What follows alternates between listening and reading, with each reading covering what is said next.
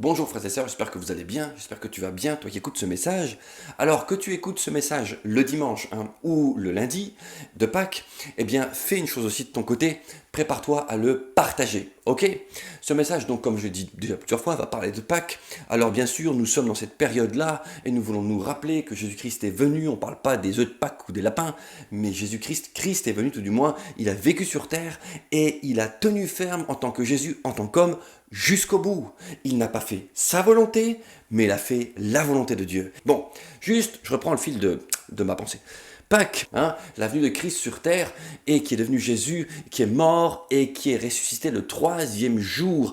Il y a eu plus de 500 témoins oculaires, des textes historiques en parlent. Fais l'expérience de connaître Jésus. Bref, il est venu sur terre, il est mort et il est ressuscité. Alors, on est dans une période et on ne peut pas juste avoir le discours qu'on aurait comme d'habitude. Non, nous devons tenir compte de l'actualité. Nous devons tenir compte de ce qui se passe. Vous savez, la pire des choses qui pourrait se passer, c'est que nous traversions cette période et que nous en sortions identiques ou presque.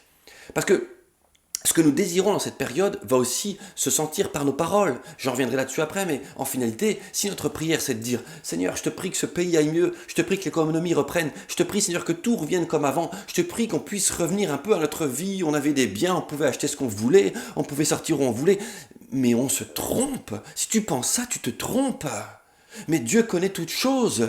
Et je pense que nous devons nous attacher à dire Seigneur, je veux traverser cette période en étant transformé encore par toi. Je veux traverser cette période en te réclamant que des hommes et des femmes soient sauvés par toi. Je veux traverser cette période, Seigneur, et Père éternel, grandir en toi. Et ce de quoi je suis libéré dans cette période, je ne veux pas y retourner. Bon, bref, je reviens à mes notes. Ce qui ne changera pas. Bon, on est dans une période, comme je vous disais, on ne peut pas juste parler comme si de rien n'était. Et des gens disent que des choses vont changer, le marché économique va changer, peut-être que la pensée sanitaire mondiale va être repensée. On pourrait dire oui, ce que la Bible dit, oui, je vais donner des références, mais c'est pas en propos. Effectivement, la Bible parle tremblement de terre, catastrophe, guerre, virus, épidémie. Mais ce n'est pas cette épidémie qui est l'épidémie de la fin des temps, mais c'est une qui va encore s'additionner à d'autres qui risquent d'arriver. C'est écrit, ne soyons pas surpris, nous qui sommes enfants de Dieu, c'est écrit. Certains disent que les choses vont changer, mais ce qui ne changera jamais, en tout cas, ce qui ne changera pas là tout de suite, ce qui ne changera pas là tout de suite, en fait, en réalité, ce qui ne changera pas, c'est l'homme. Tant que l'homme se confiera dans l'homme, ça ne changera pas. Tant que le cœur de l'homme n'est pas transformé, la conduite de la planète Terre ne changera pas. Ne nous leurrons pas, ne vous y trompez pas, je ne vais pas m'y tromper. Tant que le cœur de l'homme n'est pas transformé, eh bien les hommes de pouvoir reviendront au pouvoir, les influences reviendront les influences, peut-être que de manière satellite, des gens vont être touchés, oui, et tant mieux, vont essayer de se comporter avec un peu plus de générosité, un peu plus d'écoute, et on prendra un peu plus soin de la planète. Écoutez, la Bible dit que la nature n'attend qu'une chose, c'est le retour de Christ. Elle l'attend comme une femme, eh bien, attend la délivrance de l'accouchement. Certains disent qu'il y aura un avant et un après. Je vais vous dire quelque chose. La seule chose qui mérite un avant et un après, la seule chose qui mérite qu'on dise d'elle, oui, là, il y a un avant, un vrai, et il y a un après, c'est l'œuvre de la croix. Ouais, nous sommes à Pâques. Nous sommes là pour parler de l'œuvre de la croix. C'est la seule chose. Écoutez, pour les êtres, si tu me vas regarder, c'est mes notes, ok? Pour l'histoire, il y a un avant et un après la croix. Pour le calendrier, il y a un avant, il y a un après la croix. Pour le ciel et dans le ciel, dans la situation céleste, il y a un avant et il y a un après la croix. Pour la vie, dans ta vie, dans ton cœur, j'espère qu'il y a un avant et il y a un après la croix. Me concernant, il y a un avant que je n'accepte l'œuvre de la croix et il y a un après quand j'ai accepté l'œuvre de la croix, quand je suis né de nouveau. Oui, concernant l'œuvre de la croix, il y a vraiment un avant et un après. Mais concernant l'humanité, si c'est par l'homme lui-même que l'homme veut changer, il n'y aura pas un avant et un après. Ce sera toujours la même chose, comprenez? Deux axes matérialisent les directions actuelles de l'humanité. Deux, il y en aurait plus, mais j'ai voulu en prendre deux avec vous. Deux axes matérialisent les directions actuelles de l'humanité. Il y a l'homme qui sert mammon. Mammon, c'est l'argent, ok? Ne nous y trompons pas, c'est une réalité, c'est comme ça. Qu'est-ce qui gère et qu'est-ce qui détermine les décisions dans ce monde? C'est l'argent. c'est l'économie. Alors oui, des bonnes âmes, des bons cœurs, des personnes vraiment avec un grand cœur se lèvent contre cela et militent, et elles ont raison, il faut les soutenir, militent pour une meilleure redistribution, comme je disais, des richesses, militent pour une meilleure planète, militent... Mais tant que l'esprit de ce monde dirigera ce monde, les choses resteront de la sorte. En réalité, l'homme sert Mammon. Je vous donne une référence, Matthieu 6, verset 24. Nul ne peut servir deux maîtres à la fois, car on haïra l'un et on aimera l'autre. Vous savez, il y a une image qui est passée il y a peu de temps dans les médias, on l'a revue cela, alors que c'est le confinement et que plus personne n'est dans les rues. Et cette image qui m'avait choqué à l'époque, mais elle m'a encore plus choqué, peut-être vous a-t-elle choqué. Rappelez-vous, c'est ces personnes qui étaient devant les portes fermées d'un supermarché alors que ça allait être la période des soldes. Et puis, en début d'année, et puis paf, les portes se sont ouvertes et la foule court dans tout partout. Et puis les gens se disputent et puis ils sont prêts à se marcher dessus parce qu'ils veulent acheter et consommer. C'est Mammon qui dirige ce monde, mais tu ne peux pas servir de maître à la fois. Et peut-être que certains voudraient faire des compromis. Il n'y a pas de compromis. Église de Christ, garde ton goût. Ne fais pas de compromis. Lève la tête dans cette période. Deuxième axe, c'est que l'homme se confie en l'homme, j'en ai parlé. Donc ce sont deux axes, il y en aurait plus comme je vous le disais, mais qui nous montrent, qui matérialisent quelles sont les directions actuelles de l'humanité. L'homme se confie en l'homme. J'écoutais, comme peut-être vous, il y avait des médias, des journalistes qui parlaient. Il y a un journaliste qui a pris la parole et qui reprenait un de ses auditeurs, qui disait ne plus avoir confiance au gouvernement. Et le journaliste s'interloquait, il disait mais vous ne pouvez pas dire ça, il faut bien qu'on croie en quelque chose, il faut bien que les gens croient en quelque chose. Vous ne pouvez pas dire non, je ne fais plus confiance, il faut bien croire, vous devez croire. Et il parlait d'espoir, il disait mais il faut bien que les gens espèrent en quelque chose. Voyez-vous, les gens en sont là, à devoir croire, même une institution, des autorités qui nous mentent. Enfin bon, si tu crois que l'autorité te dit toute la vérité, il n'y en a qu'un seul qui est la vérité.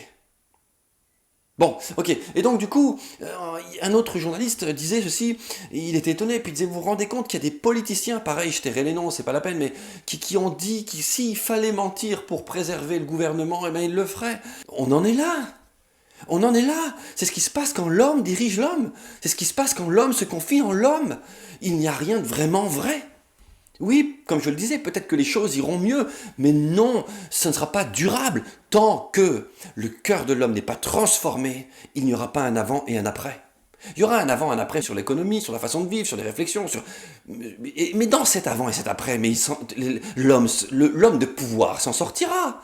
L'homme se confie en l'homme, ce deuxième point qui dit, et vous trouvez cela en ces références-là, Jérémie 17, verset 5, je vous donne deux références, mais je n'en lirai qu'une.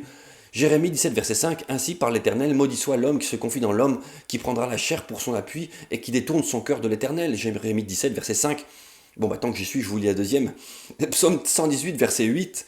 Mieux vaut chercher un refuge en l'Éternel que de se confier en l'homme. Psaume 118, verset 8. Jérémie 17, verset 5. La parole annonce ces choses, comme je vous l'ai dit. Bon, je vous laisse juste de référence que je ne lirai pas. Luc 21, verset 11, si vous voulez en savoir un peu plus par rapport aux signes. Luc 21, verset 11 et Matthieu 24, verset 7. Ou alors, si vous désirez avoir une idée de la nature de l'homme à la fin des temps, lisez 2 Timothée 3, de tout 2 Timothée 3. Lisez tout, vous aurez une belle idée de ce que la parole de Dieu dit de l'homme à la fin des temps. Vous verrez que ça ne va pas aller de mieux en mieux, mais de pire en pire. Si nous devions réclamer quelque chose, donc comme je le disais, c'est que les hommes et les femmes viennent à Dieu pour le plus grand nombre soit sauvé, pour que le plus grand nombre soit sauvé. Nous sommes ici dans le rôle même de l'œuvre de la croix de Pâques. On veut parler de Pâques? Alors parlons du salut des âmes. Ne parlons pas d'un monde bisounours où on voudrait que tout se passe bien, où on voudrait que, oh là là, l'homme se relève d'une catastrophe, d'une guerre ou autre, et l'homme s'est relevé debout sur ses 2 pieds. Mais tant que ça continuera comme ça, il n'y aura pas de changement. Des hommes et des femmes continueront par périr, mais périr pour l'éternité. Et l'esprit de ce monde continuera par régner. Demandons à Dieu que des hommes et des femmes viennent à lui. Nous voulons être pleins de compassion pour quelque chose? Soyons tristes, comme je le dis, c'est vrai, et dans la compassion pour les hommes et les femmes qui souffrent. Mais c'est ces moments-là de souffrance qui doivent servir, et c'est souvent le cas. Quand la mort frappe les âmes, l'intellect des gens ont tendance à s'ouvrir vers Dieu. C'est le moment le plus propice pour prêcher l'évangile, l'œuvre de la croix. Matthieu 5, verset 13 nous dit « Vous êtes le sel de la terre. Mais si le sel perd sa saveur, avec quoi la lui rendra-t-on? Il ne sert plus qu'à être jeté dehors et foulé aux pieds par les hommes. » Quel est le message en ce temps de trouble que nous devons garder en tant qu'Église de Christ? Le message de l'amour, oui, c'est vrai, bien sûr. Le message de l'espoir, exactement, dans le nom puissant de Jésus-Christ. Les hommes et les femmes de Dieu doivent prêcher la guérison, le pardon des péchés. Mais surtout, donc, le message de la repentance. C'est ça le vrai message de Pâques. 2 Rois 2, verset 20, il est écrit ceci. Il dit, apportez-moi un plat, c'est un prophète, c'est Élisée, il y a une source d'eau qui est une source d'eau amère. Et il dit, apportez-moi un plat neuf, et mettez-y du sel. Et ils y apportèrent, donc le plat neuf, et ils y ont mis du sel. Il alla vers la source d'eau, et il jeta le sel et dit, ainsi parle l'Éternel, j'assainis ces eaux, et il n'en proviendra plus ni mort ni stérilité. Qui est le sel? C'est nous. L'eau, c'est l'eau de la vie. L'eau, c'est cette eau qui est amère. Mais le sel purifie l'eau. Si dans ton cœur, comme le dit Jean 7, 37, 38, le fleuve de vie, l'eau sort, ça doit être un fleuve de vie qui n'est plus amer, mais un fleuve qui est la vie du ciel, un fleuve qui prêche la repentance, un fleuve qui prêche la vie de Christ, un fleuve qui prêche la croix. Nous, chrétiens, nous devons faire ce que les gens peuvent faire et plus. Nous devons faire ce que les gens peuvent faire et plus. Nous devons faire ce que les gens peuvent faire, aider, faire tout ce que nous pouvons faire pour cela, mais continuer à prêcher la repentance, parce que Christ n'est pas mort pour que nous puissions faire ce que les autres font. Christ est mort pour que nous naissions de nouveau et que nous nous mettions à prêcher la repentance au nom puissant de Jésus-Christ. L'amour de Dieu, le vrai sens du sacrifice de Jésus-Christ. Repens-toi, donne-lui ta vie, fléchis les genoux devant Jésus-Christ, il est temps. Là se trouve le vrai espoir. Tu continueras à faire ce que tu faisais avant, tu aideras les autres, tu les aimeras encore plus et tu leur communiqueras un message que tu ne pouvais pas communiquer jusque-là. Tu leur communiqueras un message d'espoir et d'amour. Peut-être tu m'écoutes, toi qui aides les gens au niveau de la médecine, au niveau de la confection, d'autres choses, de masques, d'aide, quelle que soit l'aide que tu donnes. Mais tu pourras encore plus les aider en leur prêchant l'évangile, en leur disant, écoute, je vais t'aider pour ici-bas, mais je veux t'aider pour la vie éternelle. Écoute-moi, quand tu mourras, quand tu fermeras les yeux, je fais tout maintenant, peut-être tu peux dire cela, je fais tout pour que tu ne meurs pas maintenant par ce virus, mais je veux aussi te dire une chose, je peux faire quelque chose pour toi, pour que tu ne meurs pas pour l'éternité. Accepte Jésus-Christ, le Fils de Dieu, lui qui a donné sa vie pour toi. Alors que sur toi là, on combat, et on combat tous sur terre, on reste chez nous, certains font d'autres choses, pour que ce virus ne fasse pas plus de morts. Mais il y a un virus, et ma femme le disait il y a peu de temps, il y a un virus encore plus mortel, encore plus virulent que cela. C'est le péché sur nos vies, frères et sœurs. C'est ça le message de Pâques. Alors l'œuvre de la croix doit se mettre en place. Et nous, Église de Christ, nous ne devons pas perdre le goût de ce sel. Si le sel perd sa saveur, avec quoi la lui rendra-t-on? C'est fini. Alors qu'il a pris ce sel et qu'il l'a mis dans la source. Quelle est ta source aujourd'hui? Est-ce que c'est une source de compromis, une source de... Oui, j'aime. Oh, mais quand je dois poster un post sur ma page Facebook qui parle un peu trop de la croix, j'hésite. Par contre, tout ce qui est message global, générique, ça je le mets. Continue à mettre ces posts-là. Fais-le, oui, ça sert à quelque chose. Mais prêche l'évangile, n'aie pas honte de l'évangile. N'aie pas honte de l'évangile. 1 Corinthiens 2, verset 2, c'est Paul qui parle et qui rappelle et qui dit « Car je n'ai pas eu la pensée d'avoir parmi vous autre chose que Jésus-Christ et Jésus-Christ crucifié. » Ne sois pas à demi-teinte, ne soyons pas à demi-goût. Frères et sœurs, levons la tête, reprenons-nous, repens-toi si tu le dois. Toi-même, repens-toi si tu dois te repentir. Mais avance avec Christ, il est espoir. Et que ce virus s'en aille, la vraie espérance doit être prêcher l'évangile. Pourquoi? Car un virus, comme je le dis, plus grand vient encore et fait ravage. Matthieu 10, verset 27, écoute et je vais finir avec ça. Matthieu 10, verset 27 dit ceci. Matthieu 10, verset 27. Ce que je vous dis dans les ténèbres, dites-le en plein jour. Là, moi ce que je vous dis là, partage-le. C'est pas les ténèbres, mais j'en profite pour te dire, partage-le. Il n'y a que toi qui l'entends là. Si tu cliques pas, ça ne sera pas plus. Donc ça resterait entre nous. Partage-le, mets-le en lumière. Prêchez-le sur les toits, il est marqué, prêchez-le sur les toits. 28. Ne craignez pas ce qui tue le corps et qui ne peuvent tuer l'âme. Craignez plutôt celui qui peut faire périr l'âme et le corps dans la géhenne. Ne craignez pas ce qui tue le corps et qui ne peuvent tuer l'âme. Craignez plutôt celui qui peut faire périr l'âme et le corps dans la géhenne. Si tu crains ce virus ou autre chose. Autre chose. Si tu as des pensées de suicide et que tu crains que ça prenne le dessus, confie-toi en Christ. Si tu crains seulement ce qui peut détruire ton corps, mais que tu te moques de ce qui peut détruire ton âme, fais attention. Crains plutôt ce qui peut détruire ton âme. L'adversaire veut détruire ton âme. L'adversaire, s'il te garde entre les mains, veut détruire ton âme et t'amener pour l'éternité dans la perdition. Mais Jésus-Christ a payé le prix. Jésus-Christ a établi un chemin entre toi et Dieu. Ah, écoute-moi, alors que l'adversaire t'avait volé à Dieu, tu n'y pouvais rien, tu n'étais peut-être pas né. Mais la parole de Dieu enseigne que nous sommes tous nés pécheurs. Toi, moi, tout le monde. Et tu n'y peux rien, j'y pouvais rien, d'accord. Mais né pécheur, j'ai vécu en tant que pécheur. J'ai voulu faire ma volonté. J'ai voulu, moi, avoir ma vision de ce qui était bon. J'ai voulu me faire ma propre opinion. J'ai voulu, tu as voulu, tu le veux peut-être encore. Toi qui écoutes ce message, peut-être tu dis non, c'est la religion, je rejette. Je ne te parle pas de religion, je te parle de relation avec Dieu. Et c'est cette relation que Dieu, par son Fils, a rétablie entre lui et l'humanité. L'adversaire t'avait coupé. Il fallait qu'un prix soit payé. Il fallait qu'un pont soit établi. Dieu l'a fait pour toi. Tu n'y pouvais rien d'être perdu quand tu es né. Tu n'y peux rien que Dieu t'a tant aimé qu'il a donné son Fils pour toi. Le salut est un don de Dieu. Tu l'acceptes ou tu n'acceptes pas. Et ça, tu peux y faire quelque chose. Tu n'y peux rien d'être né pécheur. Tu n'y peux rien que Dieu t'a tant aimé qu'il a donné envoyé son Fils pour toi. Mais là où tu y peux quelque chose, c'est de lui donner ta vie, de le croire ou pas. Crois que Jésus-Christ est le chemin, la vérité et la vie. N'entre pas dans une religion, jamais. Mais accepte. Et si tu l'acceptes, tu vas vivre ce dernier verset. Hébreux 6, verset 19. C'est le dernier, hein. Regarde, je te montre. Il n'y en a plus après. Hébreux 6, verset 19. Cette espérance, nous la possédons. Et tu auras l'espérance, une nouvelle espérance. Nous la possédons comme une encre de l'âme, sûre et solide. Elle pénètre au-delà du voile qui est dans le temple, qui est dans le ciel, qui est dans son royaume. Il y a comme une encre maintenant qui est attachée dans mon cœur et qui est attachée au ciel. Et tout peut se passer sur terre. On va se battre, on va se lever, on va s'aider les uns les autres. On va avoir un courage de ouf. On va avoir une détermination, un amour immense.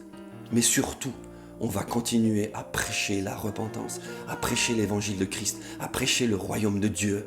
Et nous avons une espérance. Et même si la tristesse, et j'ai des fois été touché par la tristesse, les événements que je traverse ne sont pas que peut-être bons, même pour moi, pour mon boulot ou autre, mais j'ai une encre qui est actuellement attachée entre mon cœur et le ciel. C'est cette espérance, parce qu'un jour, j'ai donné ma vie à Jésus-Christ, le Fils de Dieu. Je t'en prie, fais de même dans cette période de Pâques. Toi, Église, ne perds pas le goût qu'est le tien et le goût du sel. Je vais finir en te disant ceci. Ce n'est pas le plat qui donne du goût au sel, c'est le sel qui donne du goût au plat. Ce n'est pas les situations qui doivent donner du goût à ta vie et à la manière dont tu perçois les choses.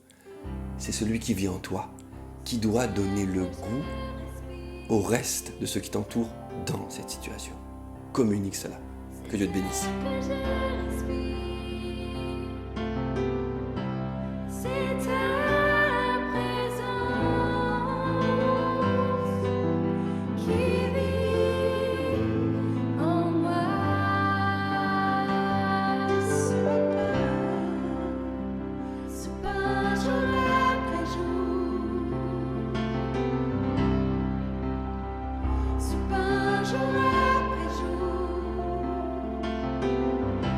C'est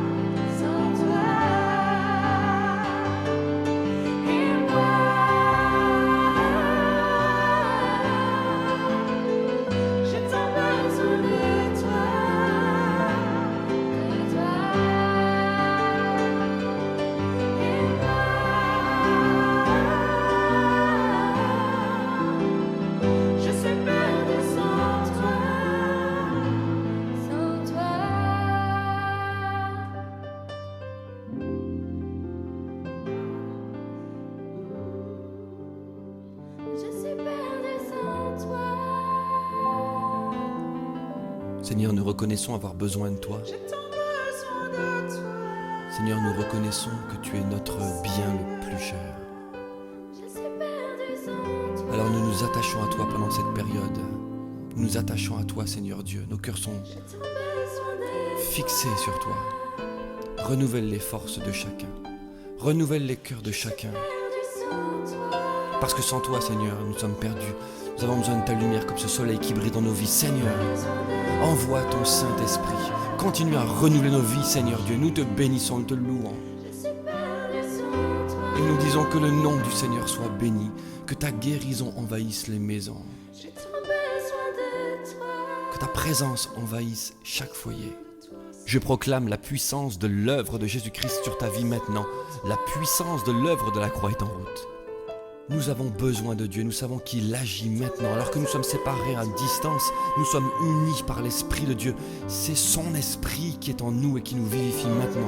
Je le proclame au nom puissant de Jésus-Christ. Quel que soit ton besoin, sois guéri au nom de Jésus-Christ. Quelle que soit ta situation, si tu sens que les pensées sont lourdes, eh bien sois renouvelé en Jésus.